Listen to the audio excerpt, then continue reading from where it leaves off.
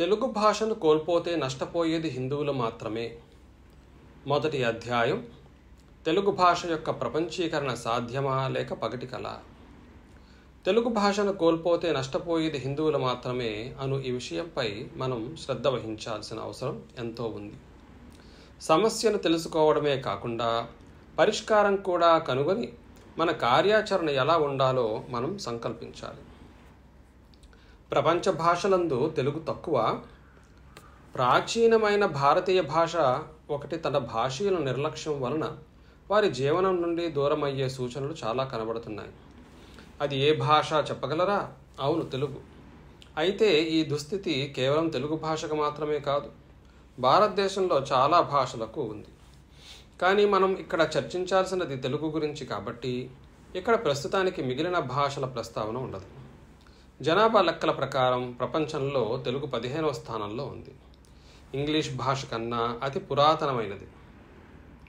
ప్రాచీన మరియు ఆధునిక సాహిత్యం కలిగిన భాష. సంగీతం, నృత్యం, కళలను పోషించిన భాష. తెలుగు భాష ఉండవలసినది ప్రదర్శనశాలలో కాదు, ప్రయోగశాలలో ఉండాలి. స్వతంత్రం వచ్చినప్పటి నుండి కూడా తెలుగు భాషను ప్రయోగశాలలో కాకుండా ప్రదర్శనశాలలో పెట్టి ఆంగ్లానికి పెద్దపీట వేద్దామని ఉత్సాహం చూపుతున్నాం. ఏ భాష అయినా వికసించాలంటే కాలంతో పాటుగా ఆ భాషలో ఒక శాస్త్రీయ పద్ధతిలో నూతన పదజాలం ఆవిర్భవించాలి. అది అవ్వనప్పుడు ఆ స్థానంలో ఇంకేదో భాష చోటు చేసుకుంటుంది. మీకొక ఉపయోగకరమైన విషయం తమాషాకి చెప్పనా?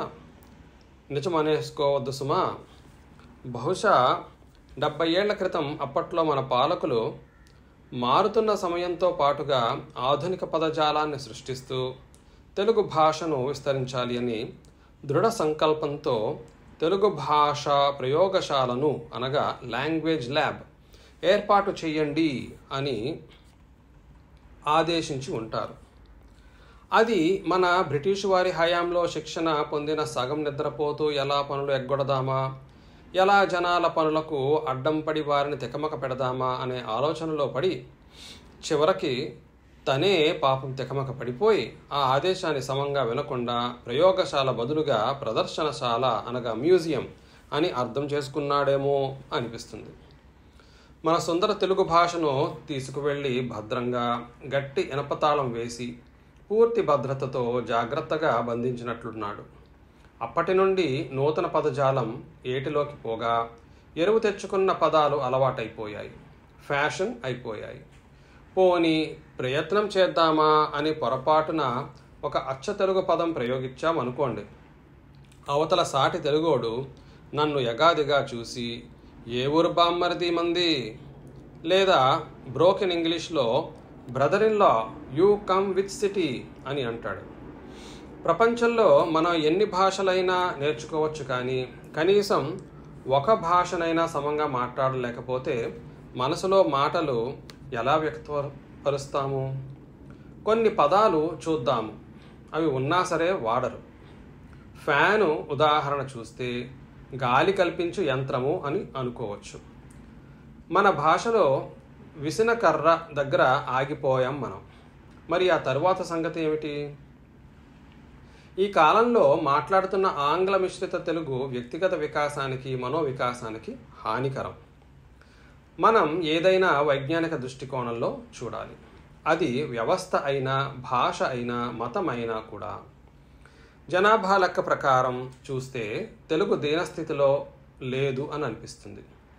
ఆంగ్ల మిశ్రిత భాషలో మాట్లాడినా తెలుగు మాట్లాడుతున్నారని సర్దుకుపోతున్నాం. ఇది ఎలా అంటే కేవలం సంతకం పెట్టే వాళ్లను లెక్కపెట్టి వీరికి అక్షర జ్ఞానం ఉంది అని భ్రమపడినంత అవివేకం. ఈ కాలంలో తెలుగులా స్తంభించిన భాష కానీ, కులంలాగా స్తంభించిన వ్యవస్థ కానీ ఎంతో కాలం నిలవవు. ఇక్కడ తెలుగు, సంస్కృతం, ఇంగ్లీషులను పోలుస్తూ కొన్ని ఉదాహరణలు చూడవచ్చు. ఒక సంస్కృత భారతి కార్యకర్తగా నేను చెప్పగలిగేది ఏమిటంటే, ఇంగ్లీష్లో రైస్ అనే పదానికి సంస్కృతంలో మేము అన్నం కానీ, ఓదనం అని కానీ అంటున్నాము. సంస్కృతంలో మాట్లాడేటప్పుడు మేము స్వచ్ఛమైన సంస్కృత పదాలను మాత్రమే వాడుతున్నాము, కానీ మిశ్రితమైన భాషను ప్రయోగించట్లేదు. అదే తెలుగులో రైస్ని వైట్ రైస్ అని అంటున్నారు, లేదంటే రైస్ అని అంటున్నారు. ఇంగ్లీష్లో ఫ్యాన్ని సంస్కృతంలో వ్యజనం, తెలుగులోని ఫ్యాన్ అనే అంటున్నాము. గ్లాస్ని సంస్కృతంలో చషకః అంటే తెలుగులో గ్లాస్ అంటున్నాము. సీడీని సంస్కృతంలో సాంద్రముద్రిక అంటే తెలుగులో సీడీ అనే అంటున్నాం. కంప్యూటర్ని సంస్కృతంలో సంగణకం అంటే తెలుగులో కంప్యూటర్ అనే అంటున్నాము. దీన్ని బట్టి అర్థమవుతున్నది ఏమిటంటే సంస్కృతంలో జరుగుతున్న శాస్త్రబద్ధమైన నూతన పద ఆవిష్కరణ తెలుగులో జరగట్లేదు. ఇంత దౌర్భాగ్యమైన స్థితి కేవలం ఆత్మన్యూనతాభావం, నిర్లక్ష్యం మరియు బద్ధకం వలన మాత్రమే అని అర్థం చేసుకోవాలి. తెలుగులో నూతన పదావిష్కరణను ఆపేసి దాని స్థానంలో పరభాషా పదాలను సొంతం చేసుకుంటే ఎప్పటికో ఒకప్పుడు తెలుగు భాష పూర్తిగా నాశనం అయిపోతుంది. అయితే సంస్కృతం మృత భాష లేక అమృత భాష? ఇప్పుడు చెప్పండి, సంస్కృతం మృత భాష అని నూరు పోస్తూ ఉంటారు కదా. మృతి చెందితే సంస్కృతంలో ఇన్ని నూతన పదాలు ఎలా ఆవిష్కరింపబడ్డాయి? ఎందుకంటే ప్రయోగశాలకు తాళం వేసేయలేదు కాబట్టి. అలా అయ్యిందంటే కారణం ఏమిటి? స్వాతంత్రం తర్వాత సంస్కృతానికి పెద్దగా ఆదరణ లేకపోయినా, కొద్దిమందే ఉన్నప్పటికీ నేను ఇంకా బతికే ఉన్నాను, అందుకు నాకు జీవితం ఉన్నంతకాలం సేవ చేస్తాను అనే భక్తిభావంతో నిస్వార్థంగా సంస్కృత మాతకు చేసిన సేవయే కారణం. వారు చేసిన కృషి ఫలితంగా ఈనాడు ఈ కాలంలో ఎంతోమంది సంస్కృత సంభాషణలో ఒక ఆంగ్ల పదం కూడా వాడకుండా భాషకు గౌరవం తెస్తున్నారు. ప్రజలు విస్మరించినా, ప్రభుత్వాలు ఆదరించకపోయినా వాటన్నిటినీ అధిగమించి ఆధునిక కాలంలో నవ ఉత్సాహంతో సంస్కృత భాష ముందుకు దూసుకుపోతోంది. అందువలన సోదరీమణులారా, తెలుగు భాష కాపాడుకోవడం మనపై ఆధారపడి ఉంది. ఎవరో వస్తారని, ఏదో చేస్తారని ఎదురు చూసి మోసపోకుమా, నిజం మరచి నిద్రపోకుమా అని తెలుగు కవి అన్నట్లు మన మాతృభాషను మృత భాష చేయకుండా ఉండాలంటే వెంటనే మన భాషను ప్రదర్శనశాల నుండి విముక్తి కలిగించి ప్రయోగశాలకు తీసుకువచ్చి మరలా ప్రాణం పోయాలి. తెలుగు వీర లేవరా, దీక్షభూని సాగరా, నిరంతరం నీ సేవతో నవపదాలు సృష్టించరా. తెలుగు భాష యొక్క ప్రపంచీకరణ వలన లాభం ఉందా? తెలుగు రాష్ట్ర ప్రభుత్వాలు అడపా తడపా తెలుగు మహాసభలో నిర్వహించేవారు. ఇప్పుడు అది కూడా కనబడట్లేదు. మనం కోల్పోయాము అనుకునే సమయంలో ఇటీవల కాలంలో ప్రపంచవ్యాప్తంగా తెలుగువారి వలస వలన మరియు సినిమా రంగం వలన వాణిజ్యపరంగా చూస్తే కూడా విలువ ఉన్న భాష. ఇది అన్నిటికీ విలువ కట్టే కాలం కాబట్టి భాషకు కూడా విలువ కట్టే కాలం వచ్చింది. తెలుగు నేర్చుకుంటే నాకేంటి లాభం? ఉద్యోగం ఇస్తుందా? తిండి పెడుతుందా? గౌరవం ఇస్తుందా? ఇది బాధాకరమైన విషయం అయినప్పటికీ నిరాశకు గురి కాక మన ప్రయత్నం కొనసాగించాలి. ప్రపంచంలో పలు చోట్లకు మన తెలుగువారు వలస వెళ్ళిన తరువాత, ఉదాహరణకు కాలిఫోర్నియా, వారు చక్కటి ప్రయత్నం చేసి స్థానికంగా వారు ఎవరి ప్రోత్సాహం, ముఖ్యంగా తెలుగు రాష్ట్రాల నుండి ప్రోత్సాహం లేకపోయినా కూడా వారి ప్రయత్నం కొనసాగిస్తున్నారు. దుస్థితి ఏమిటంటే తెలుగు రాష్ట్రాల్లో ఇటువంటి శ్రమ లేదు. ఇటీవల కొన్ని తెలుగు సినిమాలు తెలుగుకు ప్రపంచవ్యాప్తంగా గుర్తింపు తెస్తున్నాయి. తద్వారా తెలుగు ప్రపంచంలో పలుచోట్ల వినబడుతోంది.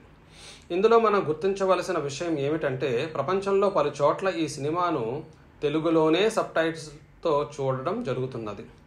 ఇలా ఊహించండి, ఇలాగే తెలుగులో పలు సినిమాలు వలె తెలుగు కళలను ప్రదర్శించినా కూడా ఆదరణ లభిస్తుంది. అనగా అంత పెద్ద మార్కెట్ ఉంది తెలుగుకి. అంత పెద్ద మార్కెట్ ఉన్న తెలుగు భాషను వాడుకోలేకపోవడం అవివేకం. ఆసక్తికరమైన మనోరంజనం ద్వారా విభిన్న సాహిత్యాలను కూడా పోషించవచ్చు. అయితే ఏది ఎన్నుకోవాలి? స్వధర్మమా, పరధర్మమా? దురదృష్టవశాత్తు మనం తెలుగును మన భాష స్వధర్మమని స్వీకరించకుండా లాభం నష్టం ఆపాదించడం వలన పరభాషను అనగా పరధర్మమును సొంతం చేసుకుని వాడడం జరుగుతున్నది. గరికపాటి నరసింహారావు గారు ఈ విధంగా ఆవేదనను వ్యక్తపరిచారు. విదేశీ భాషను నేర్చుకున్నారంటే కేవలం అవసరం కోసం. ఇవాళ మాట ఎలా ఉందంటే తెలుగును కాదనలేదు కదండి, ఇంగ్లీష్తో పాటు తెలుగు ఒక సబ్జెక్టుగా ఉంది కదండి. ఈ మాట వింటే కడుపు తరుక్కుపోతుంది. రాష్ట్రంలో పట్టాభిషేకం చేయవలసినది తెలుగు భాషగా ఇంగ్లీష్ భాషగా? ఎవరి దయాదాక్షిణ్యాల మీద బతకాలి? తెలుగును చంపేస్తున్న రాష్ట్రంలో ఇంకా మనం అవసరమా ప్రవచనాలు చెప్పడానికి? పరభాషను విదేశీ భాషను తీసుకొచ్చి నెత్తి మీద రుద్దేసి తల్లి కడుపులోంచి నేర్పేసి ఇంగ్లీషు పేరు మీద మీ తెలుగుని ఉండమన్నాము కదా, పొమ్మనలేదు కదా అనేది అదేం మాట అండి? ఎందుకిలా దిగజారిపోయాం మనం, ఎందుకిలా ఆలోచిస్తున్నాం మనం అని ఆవేదన వ్యక్తపరిచారు. మరలా ఆయన చెప్పినట్లు ఇంగ్లీషు ద్వారా ఏకి యాపిల్, బికి బ్యాట్, సికి క్యాట్, డికి డాగ్ అని నేర్పుతారు. యాపిల్ తిని నీ తిండి నువ్వు చూసుకో, అలాగే బానిస స్వభావం కలిగిన కుక్క మరియు కపట బుద్ధి కలిగిన పిల్లిని పరిచయం చేస్తున్నారు. తెలుగు ద్వారా అకారానికి అమ్మ ధర్మానికి ప్రతీక, ఆకారానికి ఆవు అర్థానికి అనగా పరిశ్రమకు ప్రతీక, ఇకారానికి ఇల్లు పురుషార్థాలకు ప్రతీక, ఈకారానికి ఈశ్వరుడు మోక్షానికి ప్రతీక. ఇలా 1వ తరగతి పిల్లవానికి మొదటి మాటల్లోనే ధర్మార్థ కామ మోక్షాలను నేర్పే తెలుగు మీడియం ప్రపంచమంతా వ్యాపించాల్సిన అవసరం ఉందండి. తెలుగు భాష ప్రాపంచీకరణ పగటికల కాదు. మన భాష ప్రపంచంలో ఏ విధంగా కూడా తీసిపోలేదు. ప్రపంచీకరణ సాధ్యమే. 1వ అధ్యాయం ముగింపు.